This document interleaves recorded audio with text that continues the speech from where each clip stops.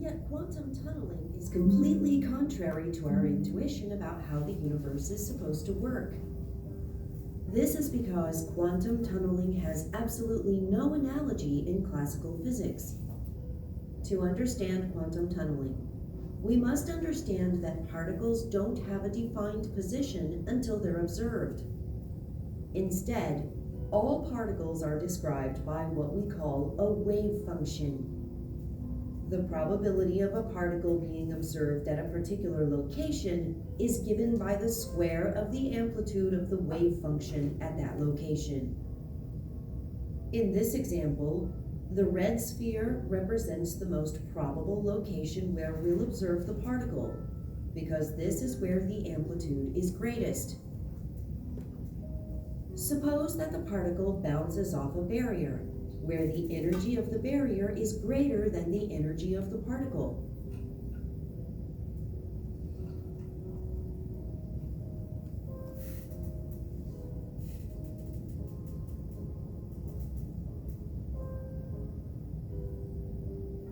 This is represented by the wave function reflecting at the boundary.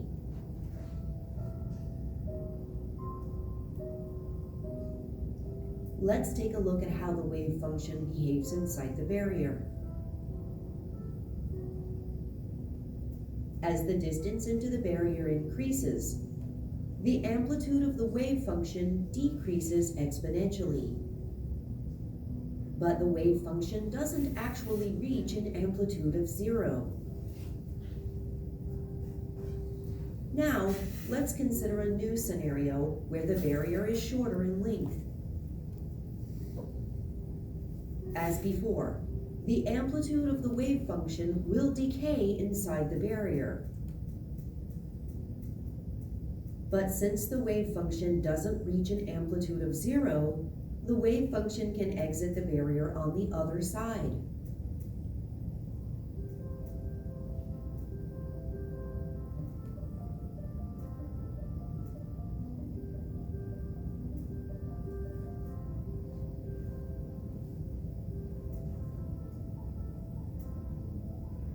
Once the wave function exits the barrier, its amplitude no longer decays.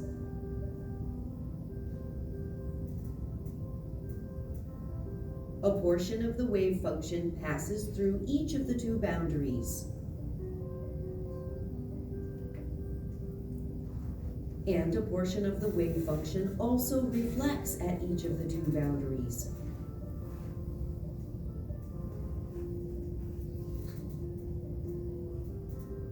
This means that there is a certain probability that the particle will pass through the barrier to the other side, and a certain probability that the particle will bounce off the barrier.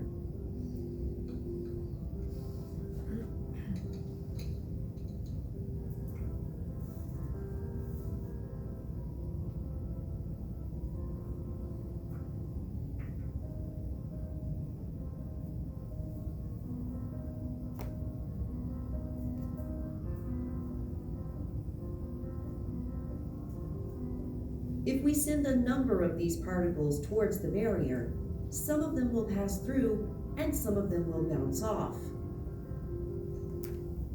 If we send a number of these particles towards the barrier, some of them will pass through and some of them will bounce off. Now let's consider yet another scenario where the barrier's length is even shorter.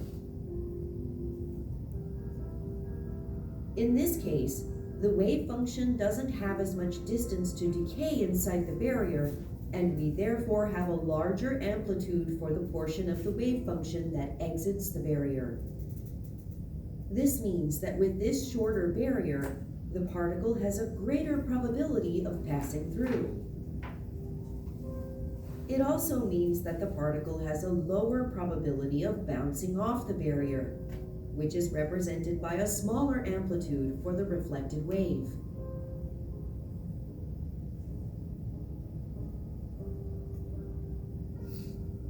As we increase the length of the barrier, the particle is less likely to pass through and more likely to bounce off.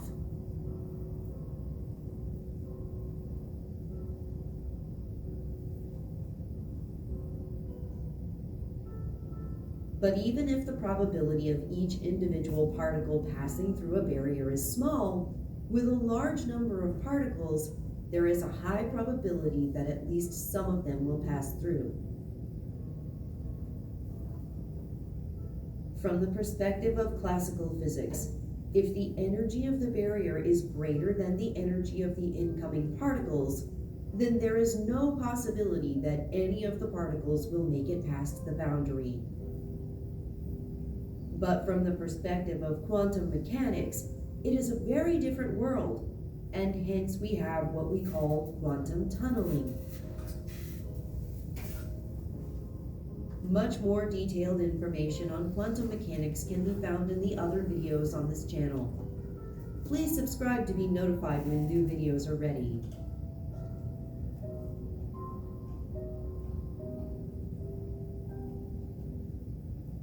I think I'm gonna start cutting carbs. I need to drop my belly fat. If you want to drop this,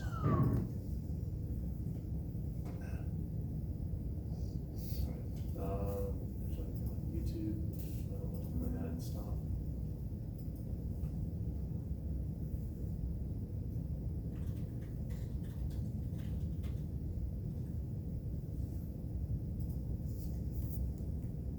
There we go. This is the side I want.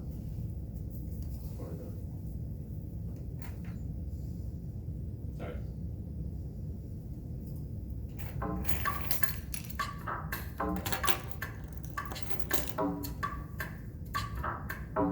The double slit experiment.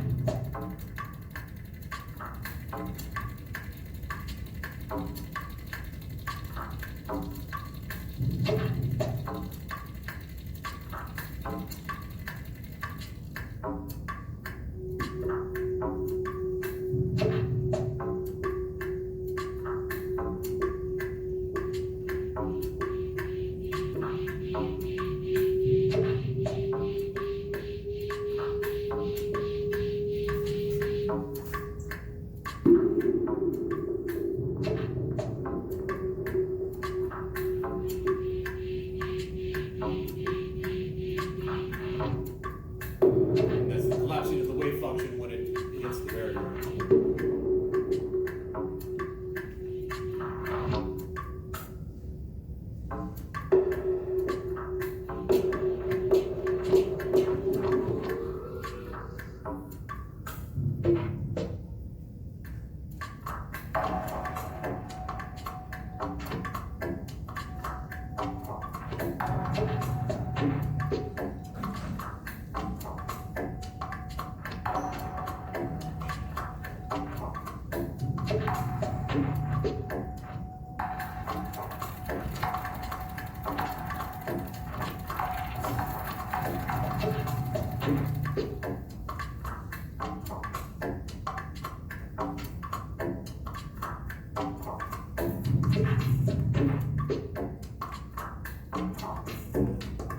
Quantum tunneling.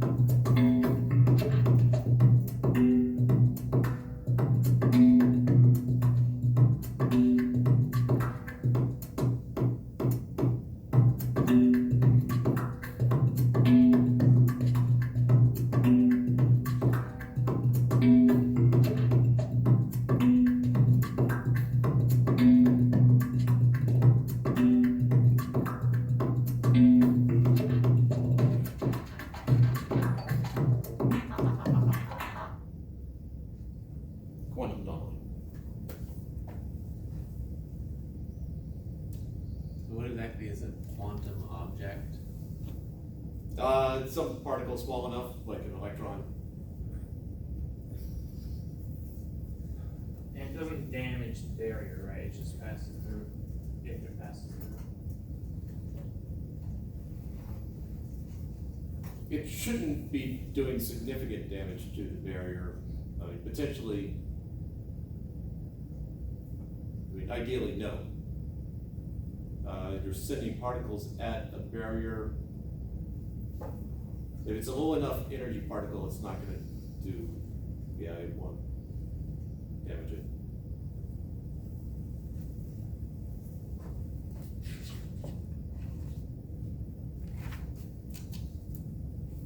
All right, let's take a little break here. We'll come back and we'll talk a little bit about the hydrogen atom and the other quantum numbers. I'll write some equations down, but we're going to be limited to the amount of math we can do without, a course in mathematical physics. So, however, I do want to at least get you to the point where you get some sense of where the 4 quantum numbers come from. So, take a break.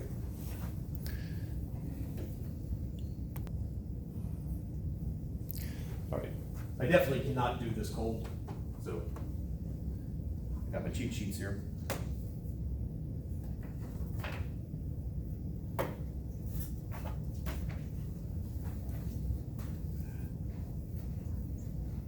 Still dealing with time-independent equations.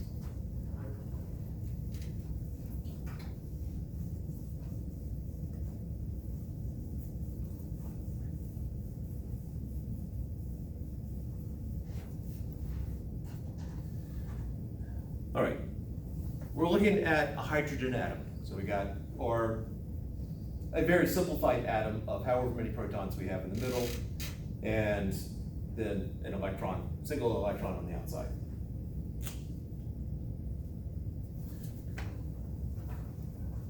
So if I have an atom with Z protons in it, and just a single electron going around. Now Z would equal 1 for a hydrogen atom.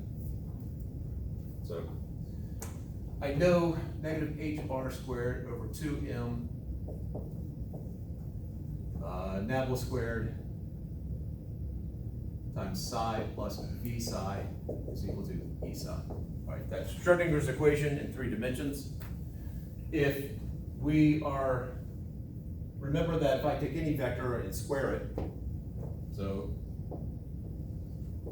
a squared, or a dot a would be the magnitude squared, or if it's in terms of a sub x I hat plus a sub y j hat plus a sub z k hat, and a dot product with itself would just be a x squared plus a y squared plus a z squared, which ultimately is just the magnitude squared. For 3-dimensional effect right there. So this del here, or the nabla, is equal to I hat del x plus j hat del y plus k hat del z. These are curved d's, they're dels, they are not 2's. So if I square it, I do a dot product with itself and multiply the like components, and so I get the partial derivative of x squared del x squared. Be careful because I do have 2's, my exponent 0, 2, plus del squared del y squared plus del squared del z squared. So we can expand it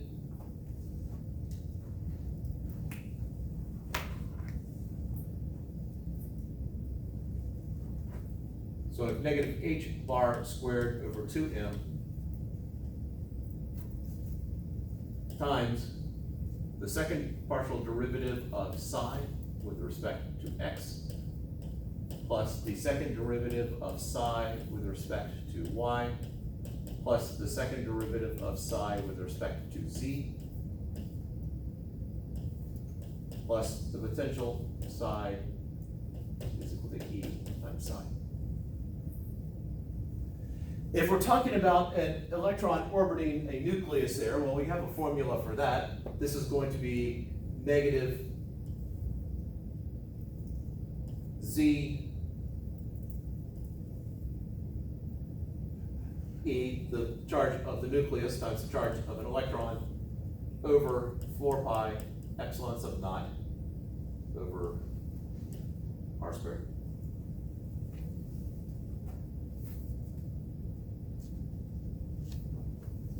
Sorry, not squared, for r.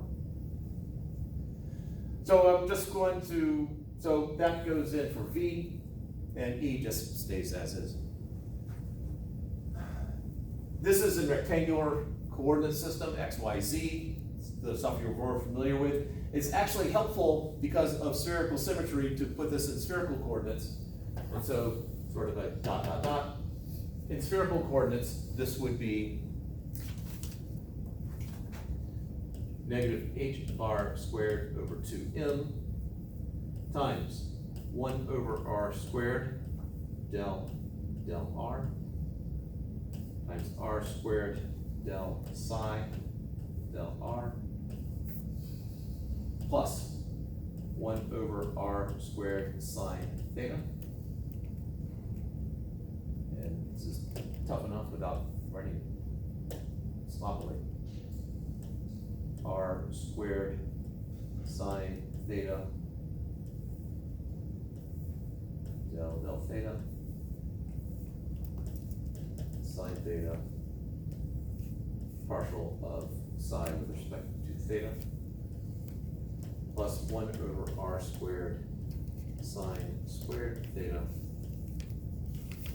second derivative of psi with respect to phi minus z e squared over 4 pi epsilon naught r psi is equal to e psi. All right, so all this is right here, and probably should do a square bracket on this side if I did it on that side, is I took the Nabla squared and put it in the spherical coordinates. Hopefully I have not made a careless error in there.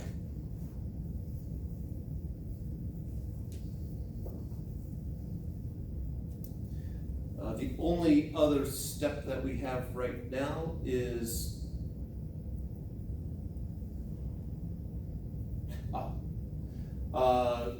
I'm going to get this in terms of something equal to 0.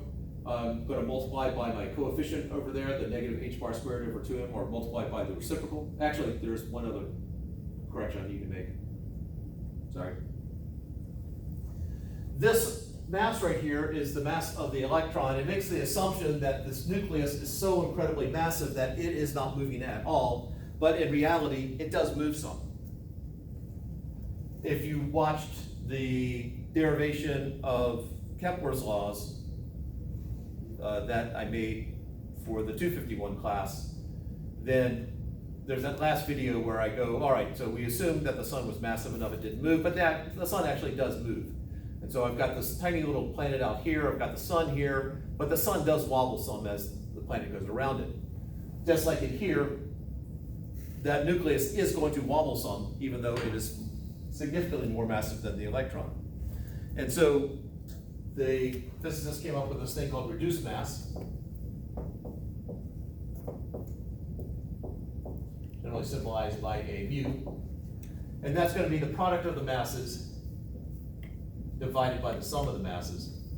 And basically it's sort of an equivalent of, it takes into account the fact that the smaller mass is moving a lot more than the bigger mass is, but the bigger mass does move some. And so that m becomes a mu if we wanted to do it more formally, which, what the heck, why not?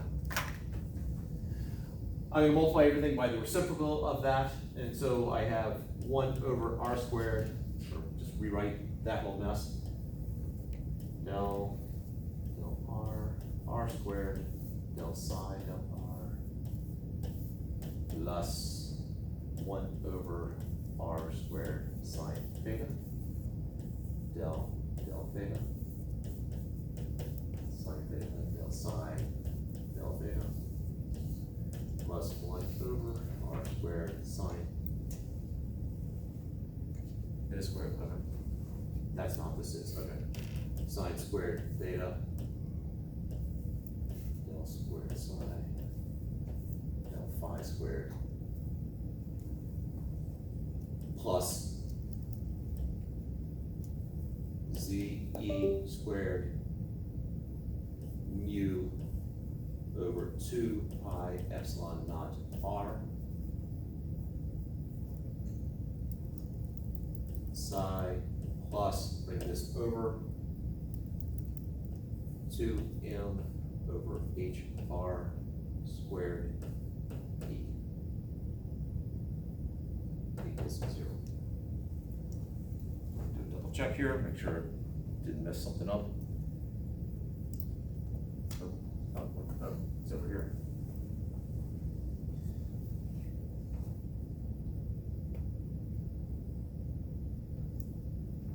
Good enough. All right, so we just have a simple little equation here for a particular situation of an electron going around a nucleus. We just have to find some psi that would work. It's as simple as that.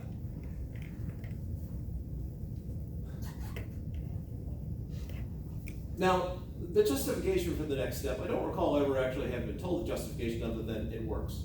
Similar to what we dealt with before with trying to find a generic equation for psi. You find one that works and you run with it. All right, questions on handwriting here? I see you straining over there. That was not meant to stop, I was just, if you have questions, Patrick.